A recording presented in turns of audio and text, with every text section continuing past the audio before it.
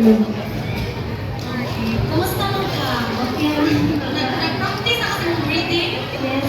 Okay, kamay na lang ka. Nagtutulog na gini siya kilis-kilis. So, kung sa'yo kantahon na? Kung sa'yo kantahon?